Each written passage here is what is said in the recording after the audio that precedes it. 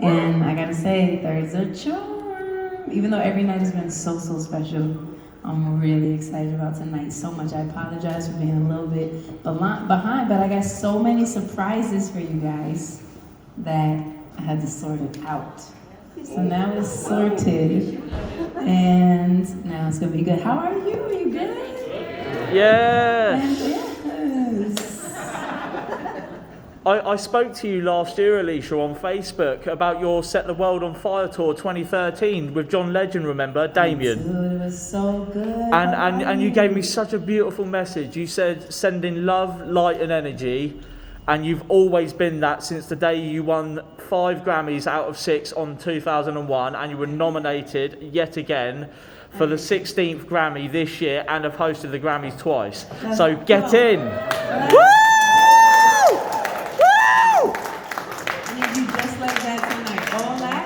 Yeah. All over that. That's going to be so good. So I just was wondering, did anybody have any, yes. Hello, Alicia. Hi. God bless you, and thank you so much for inspiring so many people, because it really, really means a lot, and it really touches hearts and souls. Thank you. How do you stay mindful just when you have so much going on? How do you stay is it meditation? Is it just positive vibes? Is it just a positive mind? How do you stay so mindful and so happy and light? I love that word. I love that word, mindful, so much. And I love this dress. Oh, thank you. It's like constellation, intergalactic.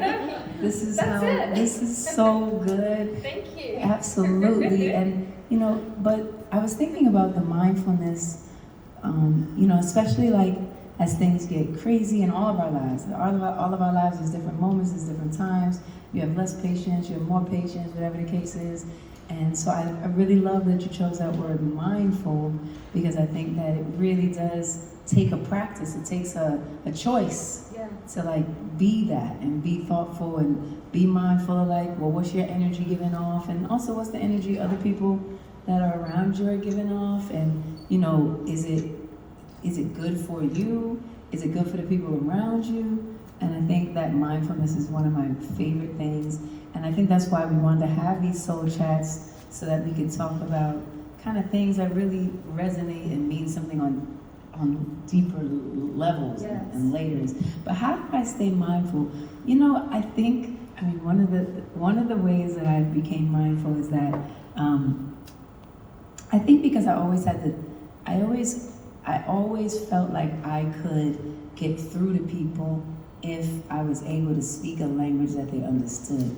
And so I started to realize that if I was thoughtful about how I said what I said, not just what I said, but how I said what I said, because I can get the same point across. It might not be the best news I'm delivering, but I can deliver it in a mindful way that allows people to feel good about what they're hearing, even if it's not the best news. So I guess I just always felt like I learned how to kind of shape that. And that's, I think, a big part of the mindfulness. But surely, recognizing when I'm not mindful helps me, because there's times I'm like, oops, that didn't go so right. And then also, for sure, meditation, for sure, just, that quiet space and that ability to hear what's inside of you does help. And that brings awareness in itself. Come on, you. Oh, I just Come on, you. Me and you. Yes. So it's a beautiful thing. It's a beautiful thing. Thank you for that question. I God love bless that. you. Yeah, God bless you. Thank you Thank so you. much. You honestly. too. Oh, You too. Lots of I love. treasure this. Thank you. Me too. Oh. Does anybody else have any questions? Yay. What's your favourite song to perform live? Hardest question ever. Man. I just want to really think about it for a second. I have to say, Empire is definitely one of my favorites. It's such a great song. Even just playing it and singing it every time, it just feels so good. And I think that kind of concept of hope and the possibility of, what's possible for us feels just, that energy feels right. And then that chorus just makes you feel free. So that's what, and I think probably Ain't Got You. I mean, Ain't Got You is like such a, that's just a thing, and everyone can sing the words at the same time, and it's one of the first songs I ever wrote, and that's such a special, special meaning, reminding again that, we can't exist without each other. So I think that it just, again, it's one of those things that just, I don't care if I sang it 6,000 times, 10,000 times, 5 million times, it doesn't ever feel old. It doesn't feel like I'm tired of it. It always is a refreshing energy. So those are two. What's your favorite song for me to sing? Empire State of Mind, yeah. It's just epic. I said exactly what you wanted to hear. And she's like, yeah. amazing. Hey. So I have a baby girl who's 15 and she's had a bad year with boyfriends, heartbreak, friends, but she's a really inspiring songwriter and pianist, and she would love to know what your advice would be for her. Oh my gosh, my advice for her is that 15 is just hard. It's just like, honestly, I also remember being 15. It was just tricky. I think it's hard because you're making such transformative growth. So it's almost like the growing pains of becoming that butterfly.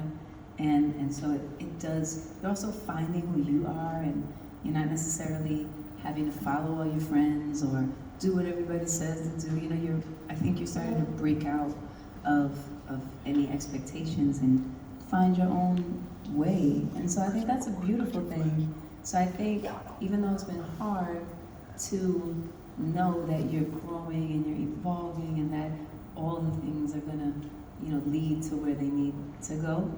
And as a songwriter and as a pianist, I think that that's actually such beautiful fuel to use your life, to use your experiences and write what you're feeling, because you're not the only one that feels like that.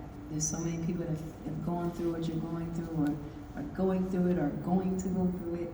And so I think to be able to take that as a songwriter and a pianist and like put it into what you're expressing, or just to give it more depth and meaning, is going to be, like, in the long run, kind of prove to be a blessing.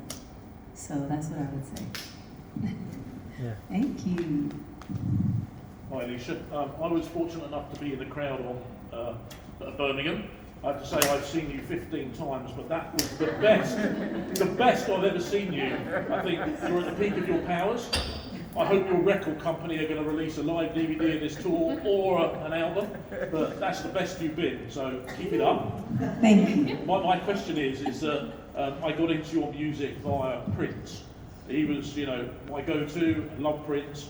Obviously, for you, a lot of memories and a great relationship. How do you think that he influenced your career? Wow, wait, hold on. First up, now, was it that what made him be the thing that you were like, oh, her? Like, did he say something? Did he, what, do you remember? Yeah, no, so I was at a gig and he was playing, I think it was in Coco, and he just told the crowd that he really dug your music, we should go out and listen to you, and a lot of the Purple Army and the Prince fans were like, hey, let's go and check this Alicia Keys out, and then that's how we got into you. Wow. So Prince was an advocate, into you. An AK advocate. Wow, first of all, thank you. That was just a moment for me, so you gave me a little jewel. And so now I forgot your question. What was the question? How did he influence you? In so many endless ways. I mean, I think one of the first, even me covering How Come You Don't Call Me, that was such a big moment because I discovered this.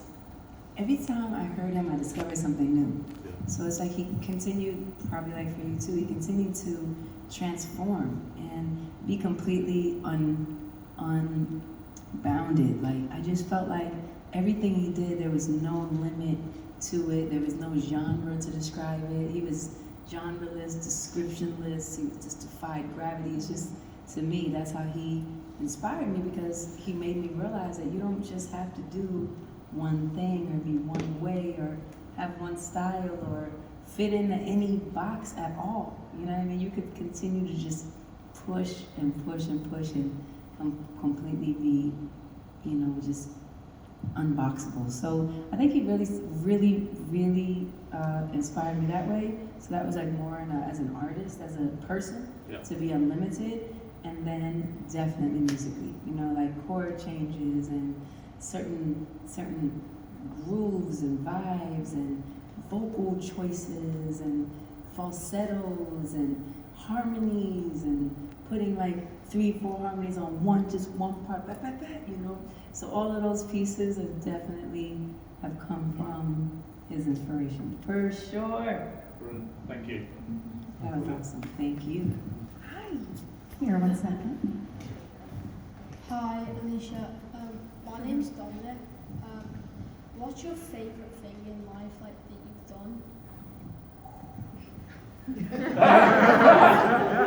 Dominic, that's the best question I've ever been asked. And it might definitely stump me. I'm going to try to. I'm so happy you're here, by the way. I'm really glad you guys are here. This is awesome. How old are you? 12. Amazing. I guess. Wow. Dang, stump me. I usually have the answer for everything. The best thing I've ever done in my life, like that I've created or that I've just been a part of or anything. Like, did you just be like a part of? I guess maybe I feel like apart from my kids, because that's like a pretty important thing that I did in my life, and I'm very proud of that. I would say that there's certain songs that I feel were almost like a blessing, like a gift. Like I in a lot of ways, I feel like I know I was there when I was writing it, but it feels like it was meant in some way to touch people in a way that I would never know. And even when you write songs, I don't know if you're a songwriter, but when you do, it's like there's so many songs you can write that people will, just for whatever reason, you might think they're great, but people may or may not like them. Not that they don't like them, but they might get into them more or less or whatever, and it's okay. It doesn't mean you should not write it. You do it for the spirit and the creation. But when I have written songs that people like connect to in their life, like one of them is a song called Superwoman, and I remember a woman came up to me and she said, I played this song every single day as I was going through chemotherapy, so she had cancer, and she played the song every day for chemotherapy, and she said, today I am cancer free. And in her opinion, this song made her find that strength. And to me, that meant more than I could have ever thought of the day I wrote it, even though I needed it just as much. So I think things like that, where it really can take a person and make them feel more capable and powerful, or like Girl on Fire, when a little 6-year-old girl or boy is saying, this girl, and it's like, I was like, I didn't realize I was gonna do that, So I think that might be the best thing that I ever did. Thank you. What a good question. Almost stumped me, guys. Apart from your kids, what motivates you, focus you when things are tough? I really try, this is so apropos, but this is why I chose this affirmation, you are resilient, to be behind us, because I feel like we're in a time that's really tough for so many of us, and just all the time. Like, how do you find that resiliency? How do you find that thing that's going to help you keep going, help you to pick yourself up off the floor, keep going, And so I love that question, because this is, these mantras, these affirmations, even when you don't believe them, I am resilient, you are resilient, I am powerful, I am a superwoman, I am healed, I am whole, I am strong, whatever it is. I find that in a practical way, these kind of affirmations and sayings are things that help remind me of what I'm forgetting when I'm forgetting them. And when I'm forgetting them, I'm feeling confused or lost or down or, vulnerable or whatever, which are all natural feelings that you should feel fine feeling. But a lot of times we feel uncomfortable feeling them. And so I find that these words and mantras and affirmations remind me, they almost like trick my brain into saying, no, I am resilient. No, I can keep going. And I think there's just a certain amount of determination that is in my bones from being in New York and coming from New York and being born and raised in New York. There's a certain thing there that you kind of have to keep going if you want to get anywhere ever. And that's just for all of us, no matter where we live, what planet, what galaxy. You have to keep going. There is no other option. Just keep going. And it's going to switch, and you're going to find it, and you're going to figure it out, and you're going to learn it, and it's going to come for you. So I think that mentality is just like survival, and it helps me a lot to always remember that it's going to work. It's going to change. It's going to come. It's going to get better. I am resilient. Those kind of things. Thank you. I love your brand Keys Soulcast. I wanted to ask if there's any products you use while you're on tour. All of them. I'm completely obsessed. Not just, I really love Keys Soul Care. Going back to kind of these affirmations and mantras, when you see the bottles, they're intentionally on them. This one is my favorite one. I shine at full wattage. I wrote that specifically because I found that in different parts of my life, I felt like I couldn't be a bright energy, that people somehow would feel uncomfortable by that, and I decided that, so then I wanted to maybe not be. So just these reminders and these opportunities to know what's inside of you is sometimes hard to remember, and you forget, and I forget. And so I think that these pieces, I like this one. I was going to say, I welcome all circumstances as a catalyst for change. I thought that was powerful. So, and therefore nothing is a bad experience. It's actually a catalyst for change, And even good experiences are a catalyst for change. So I think that the keys, when I'm touring, I'm using the cleansing balm to take everything off my face. I'm using the golden cleanser. I'm loving the brow gel when I'm getting ready. I'm using the cheek tints for sure. I'm using the lip tints.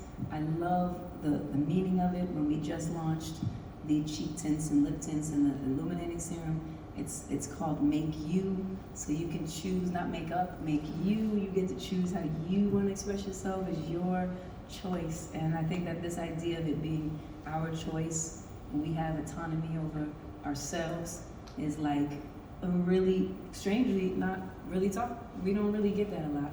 So I love them too. I'm using all of it exclusively. It's safe, it's good, and I'm good. Boom. We have time for two more questions. Hey, Alicia. From when I read your book, because I know you've also done an audio version as well. You haven't heard the audio version? No, I have. I've listened to it. I've listened to it multiple times because it's just so good. I really like the audio version. Because the reason why I love the audio version so much is because if I'm having a rough day or if things aren't going my way, then I know that I can listen to you and be guided by you as an inspirational person. What I was going to ask you was actually about your book. It's from a moment in your childhood when you got your first ever piano, right? And it says in the book that someone actually was willing to give you that piano, and they were actually willing to actually just help you, and just by giving it to you, and and you were concerned about where was it going to fit in the living room, how was it going to fit, and you started to practice every single day from roughly probably around the age of say 7 years old. What I wanted to know was overall, because you're not just an artist or a musician, you're actually an actress as well, because you've been in consecutive films including like Smoking Aces, love that film, best film in the world, of course. Secret Life of Bees, Nanny Diaries, of course. This guy's good. This guy's good. And what I really wanted to know is, as an actress and as a singer, do you find that one complements the other in that so much as that you can take your skills as an artist, singer, songwriter, musician, and as a musician myself, because I'm a clarinet player, transpose them into acting and develop it alongside the other things that you do, because I also noticed that as well you actually developed something called audio masterclass, and I've been paying attention to that, and your favourite word to use in every song is baby, baby, baby, because it always works with every lyric you create. That's another Prince thing. And I would say that's a Prince thing. And I also remember from a long time ago as well that your first encounter with Prince was you were worried how to address him, talk to him, worried about not swearing in front of him. No, I wasn't worried about that. He was worried about that. Yeah. But I'm going to answer one of your questions because that made me turn into about 6 questions. Yeah. Sorry. Okay. I love them. I thought the acting question was really interesting because I haven't talked about that a lot. And I have to say that I really, really love acting so much. And it is such a beautiful experience, especially because I find that in my life, at the time that I'm doing whatever film it is, it's reflecting something emotionally that I'm needing to come to terms with. And I found that was so interesting because even in the preparation for the film or for the part, I'm having to face a side of myself that is coming up as something I need to face, and it's coming through that piece. So I think I have noticed that there is a really cathartic feeling about it, and a challenge as well. And somehow it has helped me to stretch and grow. So that was a great question, as well as your other 6 questions. Thank you for all your love. I love you, Alicia, and I've loved you since the day in 2001, and it's never going to change. Thank you, brother. I love you so much. We have time for just one more question. Oh my gosh, Just one pressure. more. The pressure. You want me to pick? Yeah. Close your eyes. I'll pick. You go right here. All right. Hi. So, like, heartbreak and failure kind of seem like the end of the world when you're 20, if you're 20. Is it? And how do you get past it? Is it, are you, well, you know, It seems like a lot. I feel like you do and you don't, you know? In a way that's good. Like, you do get over it because you're primed to be resilient. You're born for it. You're meant to heal. You're meant to, you know, get over it. You are. And then in another way, you never forget it. And because you never forget it, it informs your choices and your decisions. So you're able to say, I remember this happened and I didn't like that. And I want to be thoughtful about, you know, and you get to maybe take an opportunity to explore what in you called you to that circumstance or that situation, because I really do believe that we call these things to us because we need them for something. You know, we need to learn something, we need to let go of something, we need to realize something that we didn't realize yet. And so I think it's actually a beautiful opportunity for you to look at yourself and say, okay, what made me feel attracted to that particular energy that ended up making me feel this particular way? What was that? What was that? And what can I do that might, you know, make me feel better in the future? So I think it's a beautiful opportunity to self-reflect, which I think is kind of the point of life too, is to have experiences, learn from them, grow from them, choose from them, decide who you want to be within them, and then grow, you know? So that's why I say yes and no, not in a bad way, like, damn, I'm never gonna stop feeling this particular way. You are. It's not gonna feel that way, it's not gonna sting that way, it's not gonna, all those things are gonna go. But you will not forget what you learned from it. And so I think it's kind of a beautiful thing, even when it's hard. That was a great question. That was a great editor. Closer. Nice job. I just want to tell you guys I love you guys so much, and I'm so happy we could have this special, intimate time together. Thank you for coming tonight. Thank you for your love all the time. Thank you for waiting while we had to cancel and reschedule and cancel and reschedule. Oh my gosh. I'm just so glad we're here today. I can't believe it. I'm like, this is crazy. We're finally here. And I just want you guys to stay super safe. and know how much I care about you. And I can't wait to see you out. See you.